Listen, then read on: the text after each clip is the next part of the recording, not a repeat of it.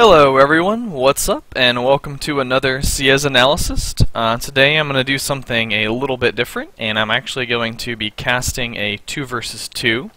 My friend Fridod is actually playing in the game, and he sent it to me, asked if I could cast it. I guess he said it's a pretty intense game, pretty good game, so I'm looking forward to seeing what happens.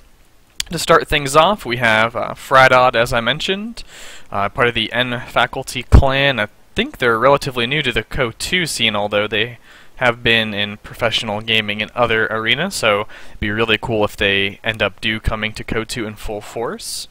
Yeah, he's playing as the Ostheer, or I guess the Wehrmacht, as they've been called recently for whatever reason. I prefer Ostheer, so that's what I'm going to keep calling them. His partner is Ofield, who I don't know too much about, playing as the Ober Commando, so we have mixed axis. And we also have mixed allies with SoE Overlord playing as US and SoE Blackstorm playing as the Soviets. Soviets putting up a quick tier 2. I don't know too much about the SoE guys. I've played against them a little bit.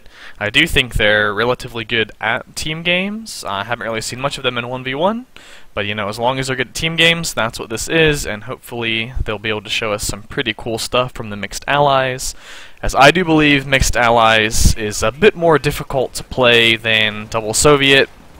Double Soviet has a lot more like stable of a late game with the really heavy tanks and mark target and stuff like that, although I have seen US be used pretty well. Interestingly enough, SoE Overlord has chosen to go with the rifle company, giving him those elite rifle call-ins. Wow, I got pretty lucky. Starting off with a Vet 2 rifle. Not bad. That's gonna help a lot in the early game, as Vet 2 rifles against Vet 0 Volks and Vet 0 Grens with no LMGs. That's not a pretty fight for the Axis. Generally, I see a lot of US players going airborne in team games. That P-47 strafe is just crazy good. I know Romeo, who's in my opinion one of the best US team game players currently, or maybe one of the only ones that has the guts and the willpower to play US constantly in team games. He swears by it, and I know when I play with Lemon, we almost always use the P-47s as well, because they're so extremely powerful. And it looked like Overlord, yeah, he already teched grenades, so that's extremely fast grenade tech.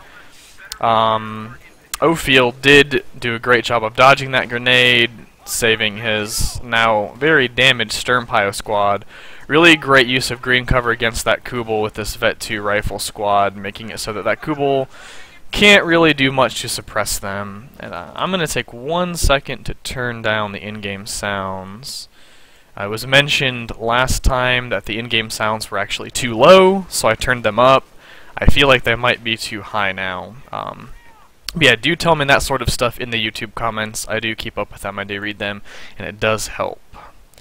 And a weird thing too from Blackstorm, he's actually does not have any conscripts. 3 engineers and 3 maxims. I can't say I've seen something like that before. I feel like not having AT grenades will be a little bit awkward. Wow, gets caught planting a mine on the cutoff. That could have been good. Luckily the Axis players sniff it out and force those guys to retreat. They might actually die on retreat, crossing that red cover, and it looks like they'll get home safely. And the Axis doing a great job of controlling this middle portion of the map. That is extremely important on Semos Winter. If the Allies manage to push you out of the center of the map early on, it can be extremely hard to take it back. I mean, we have 3 Maxims. Imagine trying to push into mid with like a Maxim in that green cover, a Maxim in that green cover, and then like a Maxim in this green cover, just covering, you know, all this area. Would not be fun to push into. And Fridod going into 4 Grens into double mortar. I believe that's going to be his response to this heavy tier 2 play that Blackstorm is showing us. These Pios chasing a combat engineer into the house. Luckily the combat engineer doesn't have flamers, or else that would not be good for those pioneers.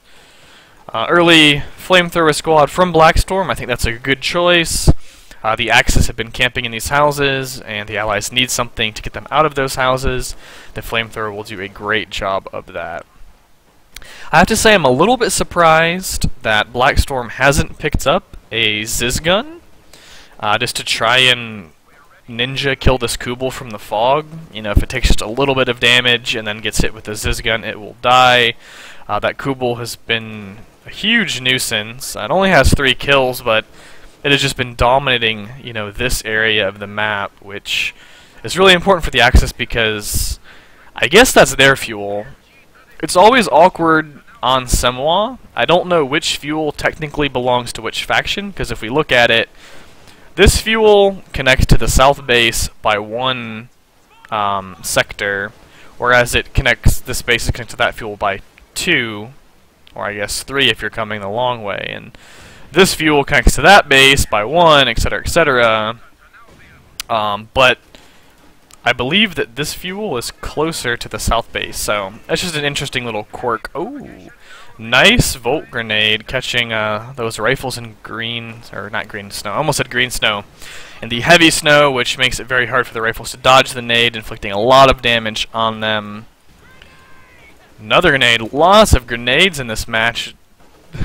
Rifles threw a grenade to that squad threw a grenade to the rifles, and the rifles make it home with no casualties, and they didn't inflict a bit on those Volks, so ultimately I think that's in favor of the US forces. As I've mentioned in other casts, US tends to have a lot more freedom. Ooh, nice engineers moving up to get this Gren squad out of that church. Unfortunately, a Gren squad is flanking them and ultimately forcing those guys to retreat through the red cover in front of an LMG Gren squad, which goes into the church instead of trying to focus that down. Possibly a misplay, possibly not, because they probably weren't going to kill those guys anyway. Grenadiers flanking the Maxim in the house. It's also getting hit by mortars. Gonna have to retreat. You really don't want to put your Maxims in houses against mortars, as we can see, and this Maxim squad probably should have retreated as soon as it got out of the house. Gets decrewed by those Grens. But the Soviets bring in a 120mm mortar to try to counter some of this German indirect fire with extremely potent indirect fire of their own. As we've seen in one of my previous casts, and as I've experienced this patch, given the way that models clump up in green cover, while that change is really good, I think there needs to be... Ooh, these guys trying to pick up that under mortar fire. Are they gonna die? Are they gonna pay for it? 2 mortar shots miss. He really needs to retreat. One little quick tip: you can actually right-click the Maxim and then hold to recrew it, then hold Shift and hit your retreat button while holding Shift, and your squad will instantly retreat as soon as they recrew the weapon, so you don't risk getting mortared in situations like that. As I was saying before about the 120, I wish Relic would give us the option to have like a loose formation versus a disciplined formation. Loose formation being models spread out, even if that means that they go outside of the cover, and tight formation, disciplined formation, whatever you want to call it, meaning the models hug the cover as they do now. But as I was saying about the 120, it has been absolutely brutal this patch. I think it is partially emerging as a metagame response to forward overcommand chucks, because it is so potent at killing the chucks from such a long range, and also preventing anything from repairing it, because eventually that squad that's repairing the truck will get one-shot. But I think it's just one-shotting squads a bit too much. I'm going to try to pay attention to how many squads this one-shots this game. But there's so much action already on Semos Winter. This is why this map is amazing for 2v2s. One of my favorite 2v2 maps. We have fighting going on over here. Well, there was fighting going on over there. There's fighting going on over there. There's a ton of fighting going on in mid. This engineer squad gets an unlucky flame crit by the mortars as it's camping in the house. That house goes down. Luckily, those guys get to safety, get home. These German mortars, 7 kills already. That's pretty good for mortars. They're gaining veterancy pretty quickly, getting close to Vet 1. Now the 120 is trying to do something about that. It doesn't want these Gewehr 34 mortars. Did I just say Gewehr 34? Sorry, I'm thinking like Gewehr 43. It doesn't want the Granatenwerfer. Sorry for my German, it's probably terrible, but I try. It does not want them raining death upon the Soviets, upon the Allies, and the 120, as I was talking about, has its first squad one-shot on the Gnadenwerfer 34. If anybody wants to give me tips on how to improve my German, that would be awesome. I've never studied German, never really known much about the language. Pretty much all of my knowledge comes from, you know, popular sayings like "Nein, Nein, comrade" that Co2 people say, or just the things that the co-units say. But it is an interesting language. I wouldn't mind learning a little bit of it. So now we have a little bit of a break in the action. Everyone's kind of retreating, healing up, getting ready for the next big push into mid. The Axis have a good hold on it. This is great MG placement in the green cover, covering this approach, covering that approach, making the Allies have to flank all the way around. MG34 opening up. Oh, those guys move back into the arc of fire. They could have gotten out of the arc. I don't think they would have been able to close in anyway, because this is beautiful right here. This is great thing to learn, guys. This is great team play. He has his MG42, he has his MG34, and they are covering each other. I do think this could be moved up a little bit further, but it is in a safe position. Any flanks on the MG42 should be suppressed by the MG34. Flamethrower squad moving in. It was on the red cover. It's getting slaughtered. Luckily, it makes it up. This Maxim's in a really awkward position, completely surrounded by Volks. They throw a grenade. Probably didn't need to do that given the fact that it was surrounded, but they might have been trying to get a wipe on the Maxim so they could either salvage it or recrew it for themselves. But that was beautiful textbook MG flanking. Assault it from at least two sides, and in that case preferably three, since the Maxim can rotate quickly. Something else dies. It's a gun crew. I wonder if it was... I think it was the mortar. I'm going to stop saying the Gnadenwerfer. I'm just going to call it the mortar because I am an ignorant American, and that's what I know. 120 laying in a really brutal round there, almost wiping that mortar. And the pack howitzer, a really great unit I think people underutilize. It is extremely expensive, but its range is pretty amazing on its activated explosive barrage. When that thing gets vet 2, it is crazy. Forces that mortar to pack up and recrew. It should probably go home because, like, a little tiny bullet from a conscript will probably decrew that. 120 just really laying in the hurt on this fortified Axis position. I'm going to take a second and go over the commander choices. Was that a demo charge? I think it was just a mine. We have Blackstorm picking the T-34-85s with the 120 and the guards. Excellent doctrine choice. One of the best doctrines in 1v1 and 2v2. Very flexible. It's got the 120s. It's got the marked target. It's got great tanks in the form of the T-34-85s. It has the self-repair in a pinch. And guards, while not as good as they used to be, can still be quite useful. Hiding them in green cover, they still do a good bit of damage, but more so, button is still pretty decent, especially if you can get some AT gun shots or some T-34-85 shots on a marked buttoned vehicle. It can be devastating. I generally prefer shocks, but 120s are really worth it in that doctrine. We have Fridod playing Close Air Support. I assume he went that because he was scared of a B4. It's still a pretty good team game doctrine with the Stuka Bomb, the Constant Recon, the AI and AT Strafe. The only unfortunate part... Oh, a nice rifle nade. Oh, he's going to lose the squad for that rifle nade. I think he's going to try and strafe just to pick it off. Unfortunately, the single strafe does not get that mortar model. Wow, this Jagdpanzer really pushing in. Takes out the Stuart. That Stuart did not live very long. I don't even know if it got a kill, maybe one or two. Jagdpanzer taking a nasty AT gun shots, but it's going to get home. That's another interesting choice. I don't see many Jagdpanzers in team games. I mostly see the Oberkommand opting to rush for a Lux and or Panthers, given the just devastating ability of the Lux to kill infantry. It's a pretty deadly unit. It's actually quite a late tier 4. I wonder why he waited so long. I think they've had this area secured.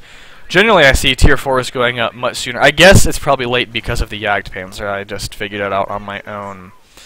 But yeah, I prefer getting up the tier 4 sooner because it gives you access to the Obers, and we all know, I think, how brutal Obers are.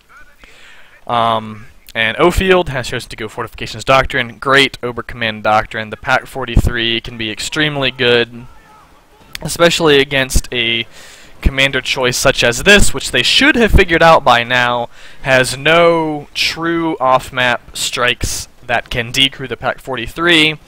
They will have the option of White Phosphorus plus a precision strike on the 120, which is Vet 1 with 8 kills.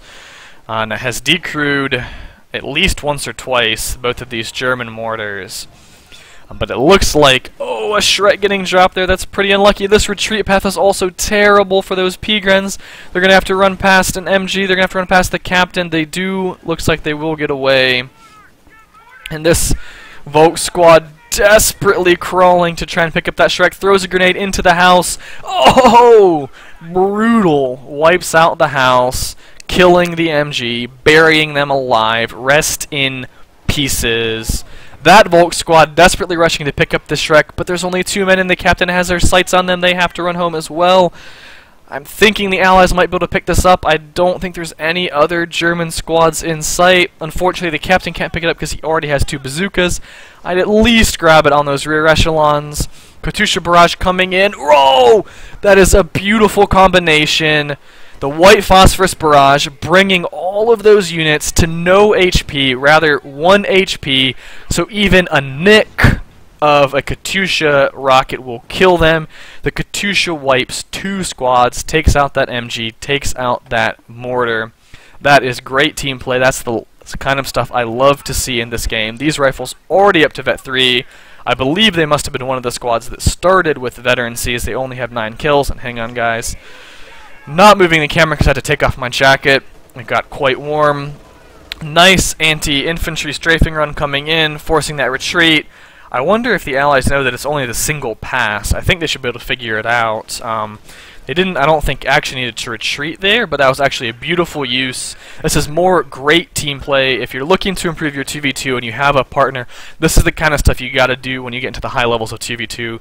We see Fridod had strafed those 3 rifle squads that suppressed 2 of them, which gave this MG plenty of time to start laying in fire. I correct my earlier statement. It was absolutely necessary for those rifles to retreat, or they would have just stayed suppressed by that MG34. We've already seen 2 good examples of team play, combining commander abilities with your partner's army. Beautiful, beautiful stuff. Alright, so OKW is getting their 2nd squad of O-Bears on the field. Wow, that feels like an early Easy 8. I guess it's not. It's already 17 minutes. This game has just been so action-packed. It just seems like it is flying by. I've been completely losing track of time, which is one thing you never want to do when you're playing. Another really important thing to learn about if you want trying to improve your KOTU play is timings of when units hit the field. You want to keep an eye on your CPs. You can use them to roughly estimate your enemy's CPs as everyone gets experience for killing and losing stuff. Big Katusha barrage coming in here, forcing retreat on those Grens. Are they going to make it home? They do. This Gren squad is so low health. One model gets flame crit. They really need to get out of there. Oh, I think that Gren squad's a little bit lucky to have lived from that Katusha barrage, but it completely decimated. Luckily they're in green cover, because that barrage decimated all of the green cover in that area. Another strafing run here. I believe it is going to be that anti-infantry strafe, pinning the 120. I think they may have figured out that it is in fact a single pass run. He's not reaching the 120, which is fine. He does not need to from just that single strafe. Fridod has really been using that fuel conversion, that redistribution of the resources to get as much as he can out of his commander. Really nice use of that. I'm assuming he'll be saving for a Panther. Let's take a look at his... Oh wow, he hasn't even teched up to Battle Phase 2, which would give him access to Tier 3. Interesting he doesn't have a pack either, seeing as how he has already seen that Easy 8 that killed an MG on this side, which is still up for capture. But as I was saying a minute ago, you want to learn timings of when units and tanks will hit the field. That way you will not get caught off guard as easily. Did that just one-shot? That did just one-shot a squad. Getting pretty unlucky here. Can't tell what kind of squad. I think it was... Is that Volk models? I think that was Volk models. And that... Wow! The Easy 8 wipes. Ooh, nice use of that JU-87 anti-tank strafe, really putting in a lot of hurt on the Easy 8 that had just wiped that Volk squad as I tried to recrew the MG34. I don't think that this MG34 is going to get out alive, although this really nice use of the strafe, pinning everything, letting the MG34 flare, and it lives. It's absolutely going to live. Oh man, if a Katyusha Barrage had been able to follow up that white phosphorus, it could have been absolutely devastating to those Volks. That's literally 5 HP on that model. Here does come the Katyusha. Is it shooting at the Obears, or is it shooting... Where is it shooting? Okay, it's shooting mid. There's a couple squads of Grens in mid. Wow, just so many off-map abilities. You know, Fridod spamming these planes, and Overlord spamming his white phosphorus. Katyusha's Barrage is going everywhere.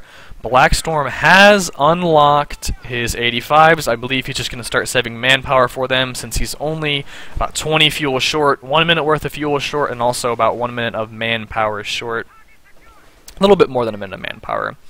But he can get them soon. Oh, I guess they're booby-trapping this territory. That's another underutilized ability in my opinion. I don't see too many OKW players booby-trapping things very often. It can be relatively deadly, although a lot of times you really need those munitions for Shreks. Shreks are extremely important as OKW to help your AT and to give your Volks ridiculous amounts of veterancy, which may or may not need to be looked into. I haven't fully made up my mind on it, but I lean towards it might need to be looked into. So you have the Axis with 1 fuel OP. And the Allies, it doesn't look like they have ever had any OPs. I haven't seen any. That's going to give the Axis a little bit of a fuel advantage as the game drags on. It can be good in team games if you had a nice early game like the Axis did, securing the middle of the map. It frees up some of your manpower since you won't need it to be pushing. You can build an OP, and it's kind of like a win more sort of deal. And since as the game progresses, your investment, your small manpower investment will start yielding 40, 50, 60, 70 fuel for you, 40, 50, 60, 70 fuel for your opponent. Your opponent, my bad. OPs do not give fuel to your opponent, to your partner, resulting in an extra tank for each of you, which can be absolutely huge in late game tank battles. Having an extra Panther, having an extra P4, or whatever the tank of your choice is, can really shift things. Now, one thing I want to point out as we watch this beautiful battle, this really great squad preservation from Overlord. If we look, look at that. Vet 2, Vet 3, Vet 3, Vet 3, Vet 2, and we heard his pack howitzer is Vet 2, and just one-shot something because it said good effect on target. So the indirect fire from the Allies proving to be a huge pain for the Germans to deal with. They even have a stolen 34 mortar from the Germans, 34mm mortar from the Germans. They're laying in a lot of heavy fire on this tier 4. I was going to point out a second ago, I'll go ahead and do it now. Very smart thing, I think, that Overlord has done is he's actually built the anti-air half-track because he knows how annoying all of these off-map abilities are.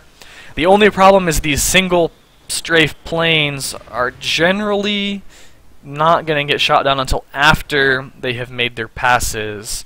It still might be worth it, though, at least for the recon, to shoot down those recon flights. This mortar needs to get out. A white phosphorus taking it down to almost nothing. And the 120... Actually, I think that was the stolen mortar that just one-shot the German mortar. But one thing that is really important to do as allies, I feel, this patch, is to bombard that tier 4 with indirect fire or make a push with a Ziz on it. You really want to kill it. If you can kill the Obercommand tier 4, they cannot get Obears, which are so crucial to their late game. They cannot get Panthers, which are also extremely crucial to their late game in team games. And, this thing locks down an entire huge area of the map. Being able to harass the fuel, being able to harass even, their back lines, which you can't do right now because of the placement of the truck, is very important. This Jagdpanzer being sneaky, I think that's good. Hiding intel from the enemy. The US... Oh, I heard a bomb. It must have been up here. I think it wiped out that squad. Very nice. Fridod, doing really great things. And another great use of that conversion ability, planting S-mines, covering off this whole flank and I don't think I've seen any sweepers on the Allies. Yeah, the Soviet players opted for 3 flamethrowers. Luckily, Overlord, okay, he does have sweepers, and it's pretty easy to get sweepers on rear echelon because they're so cheap.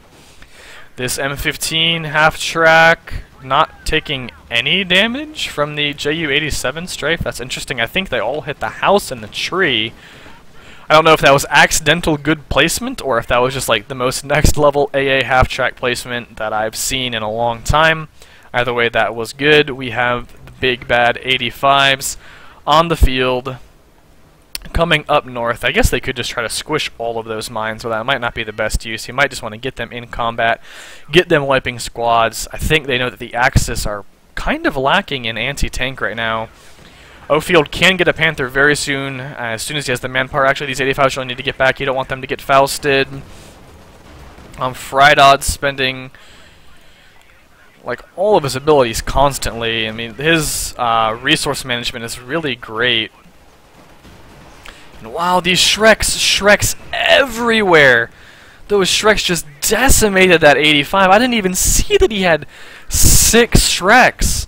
That is actually really ingenious. Really making amazing use of that redistribute resources. I mean, he actually has 4 squads of P-Grens all with Shreks. That's 8 Shreks running around. I'm pretty sure I could one-shot any tank that the Allies could actually make in this game. All the I don't know.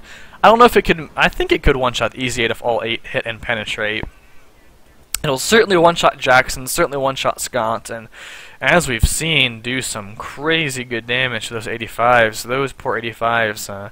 I don't think they had quite the impact that the Allied players in this game needed them to have. That was, you know, usually when those 85s come, you really need them to make a big impact as soon as possible. As I mean, they're great tanks, but they can't really stand up to vetted Panthers. They can't really stand up to Pack 40s. I mean, with Mark, they are good. Don't get me wrong, they're good, but the Axis armor tends to outscale them. And this half-track we see shooting down some planes. I think that was the recon plane. And this Jagdpanzer's been doing a really good job. He doesn't need to go on the ice, though. Okay, good. I'd back it up a little bit more. That might technically be on the ice according to CO2 standards. We don't want it to sink because somehow, oh, grenade going in on these O-Bears. Loses a model. He does move out of it, though. These O-Bears are pinned by the stolen MG34. I cannot even explain everything that's going on right now. This is madness. You have the Easy 8 doing its best to lay in rounds on the O-Bears that are now having to treat the Jagdpanzer, laying in some counterfire on that Easy 8. A strafing run coming in, explosions everywhere. I'm just going to shut up for a second and let you guys enjoy the carnage.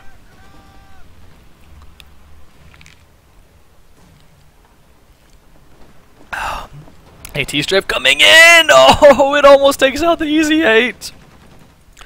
Oh, nice! Shoots down the plane, it lands off the map. Okay, I was worried it might have landed in this area. That would have been really unfortunate taking out.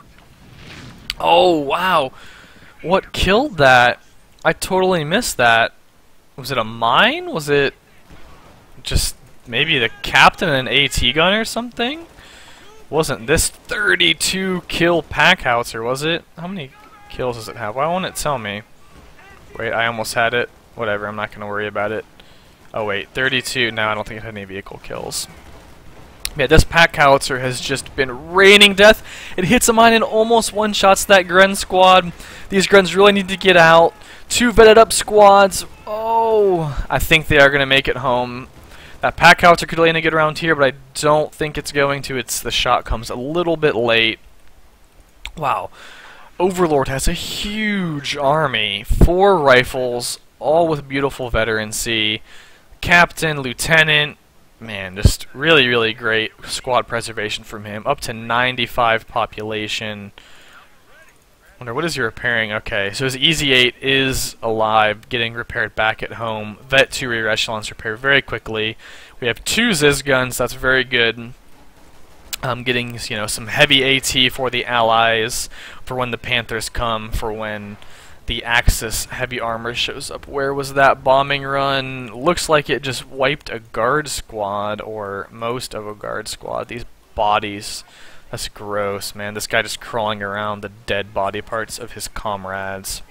Poor guy. Grenade coming in. Okay, that squad's going to retreat. I don't know if it's going to make it home, though. They're low health, and I think they'll get out of range of those O-Bears. So the Allies, at least Overlord, has just an amazingly strong army, tons of veterancy, an easy aid, the M15 half-track. He's really sort of the glue holding this ally team together, since his ally, after losing the 85s and having a couple of nasty squad ups down to only 49 population. The good news for the Allies is because of Overlord, it looks like the infantry combat for now is in their favor.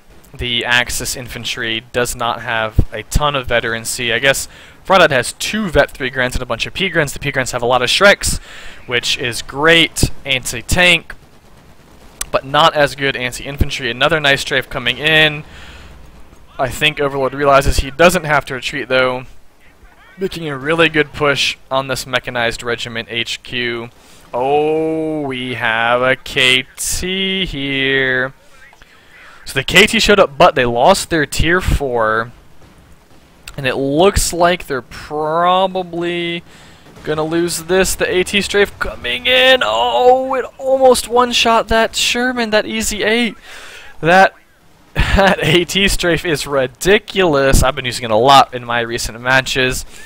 I think it's probably a little bit overpowered, especially the way that it can just shred. Oh, a huge Axis flank. All of this elite infantry coming in. It is getting suppressed by the MG34. That MG34 is surely going to die. A really nice white phosphorus is the Katusha. Where's the Katusha? The Katusha must have got bombed or something. I missed that. That could have been a devastating Katusha hit. The M15 half-track going to try to suppress everything it does. I wonder if it's going to be able to push this back. Oh, the Shreks. All the Shreks connect. That's a little bit lucky, I think. Those suppressed Shreks don't always connect. They have a big accuracy penalty. Luckily, the Easy 8 makes it home, and he can actually get another Easy 8, which ultimately... Oh, that was dangerous, crossing the ice with your KT. You never want your big tanks going across... You never want any tanks going across ice like that, but most especially your big tanks. This KT really laying in the hurt on this infantry. I would not want to be these riflemen right now running for the safety of home, which might... Oh my god! That was brutal. These Grens really need to focus fire. I don't know why they're not trying to focus fire. He probably could have wiped 2 vetted squads there. I guess he wants to try to kill that 33 kill pack howitzer, but these Grens are now in a pretty bad spot, I think. They have 2 50 cals, or whatever the caliber of that machine gun on the Easy 8s are. Oh, and he loses 1. I guess he really wanted the Faust to go off so that this KT can get in the action. This might be it for the Allies. I don't think they have an answer to this KT. It's going to kill both of these Easy 8s. Overlord saving the vehicle crew. Wow, another main gun destroyed. Saving both of his vehicle crews. And then rip the first one. The second one, the turret is moving towards it. Actually, it's shooting at the pack howitzer. He ended up actually getting a second pack howitzer, I think, because his first one had been doing so well. He might actually want to pick this one up. I don't think it's engine damaged. And it's going straight for the... No, not straight for the base. It's going to kill that. Blackstorm does almost have enough resources for a pair of 85s. Oh, nasty shift coming in. I thought it was going to make it to the base, but it didn't. Luckily, oh, a bombing run's coming in. He's spreading out his army. Hopefully, he's spreading them out in the right places. It's going to probably hit here, but he could have mind games them and put it somewhere else. Okay, good. He dodges everything. I was going to say it'd be funny if he, like, was super pro and, like, predicted that he was going to bomb there. So, Blackstorm almost has enough for another pair of 85s. Overlord can call in another Easy 8 very, very shortly.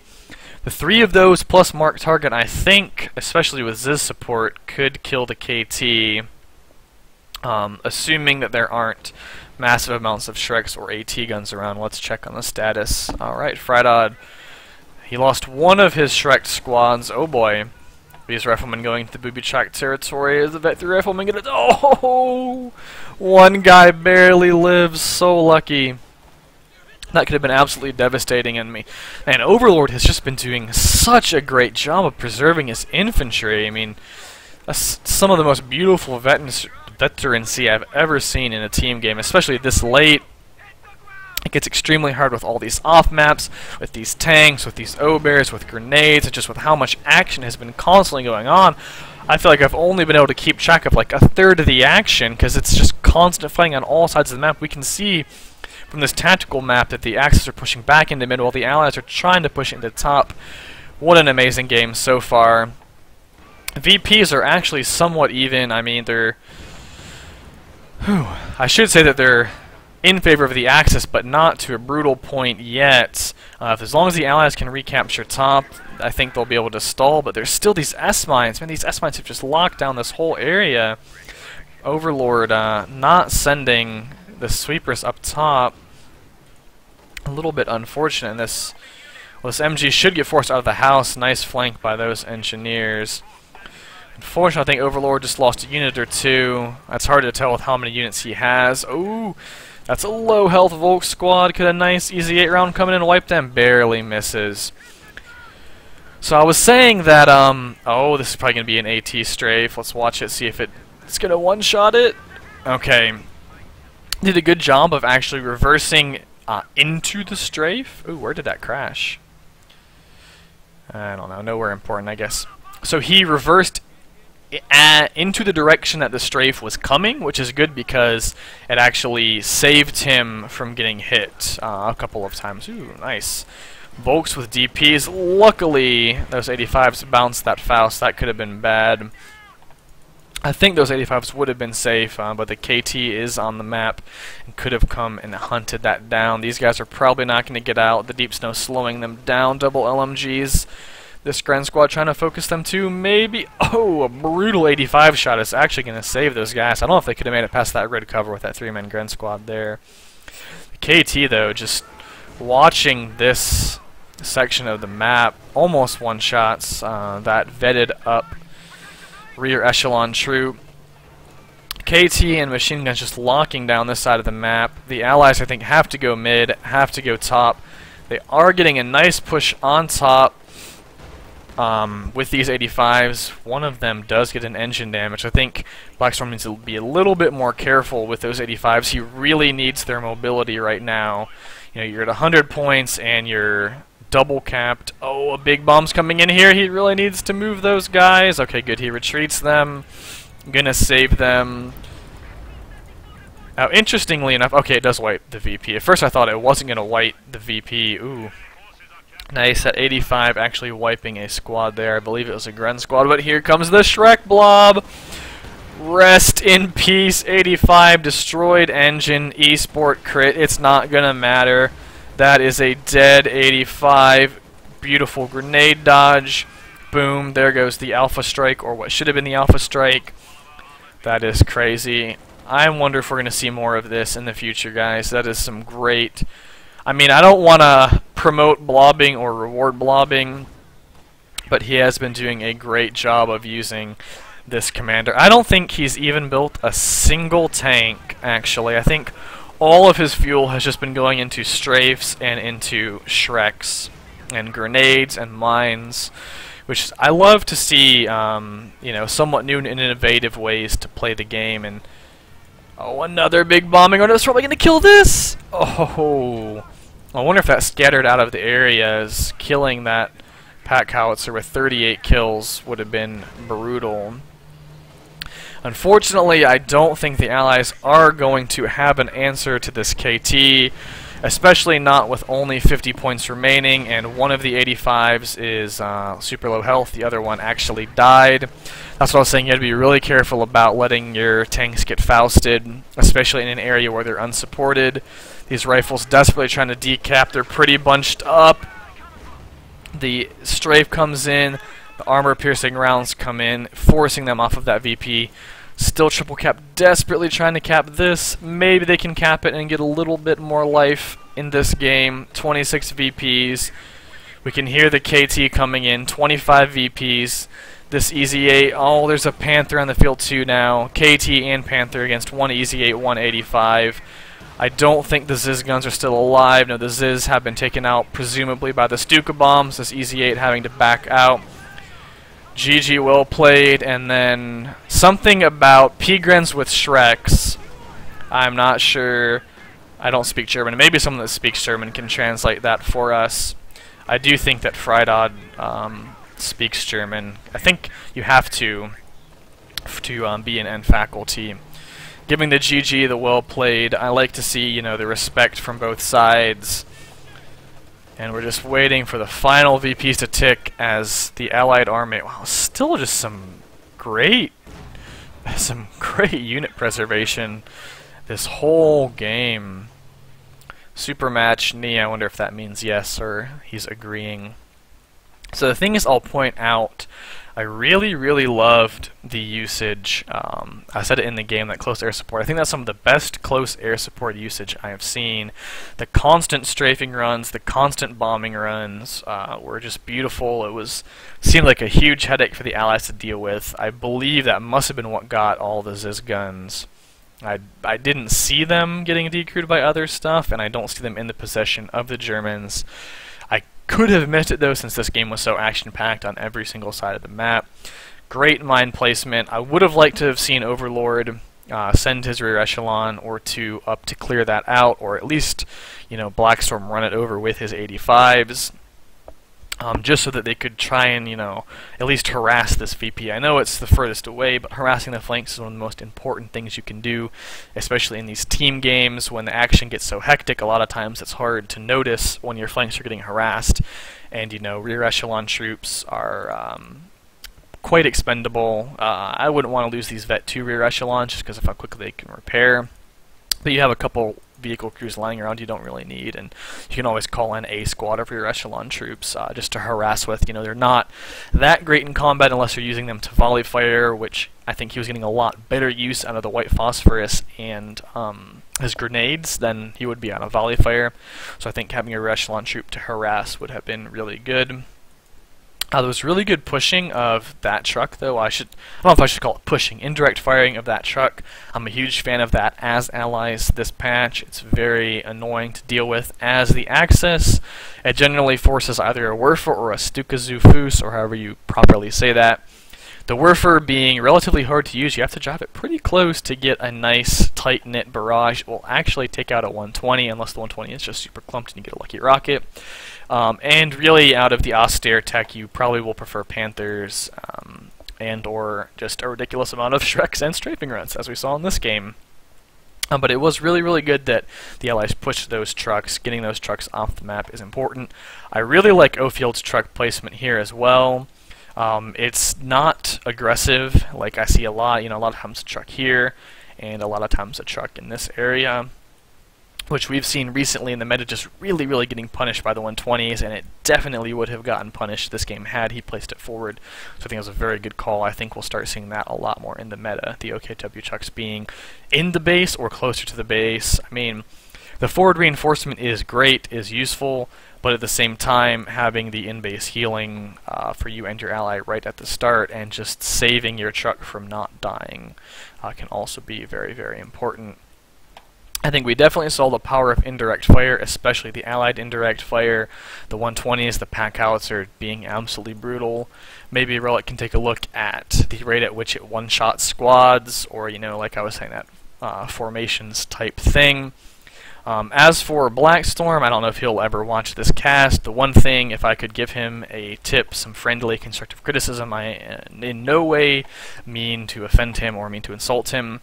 I think that he needs to just be a little bit more careful with his 85s, getting them Fausted. Cost him 3 85s, and they didn't really accomplish much, which is unfortunate given the type of shock unit that they are.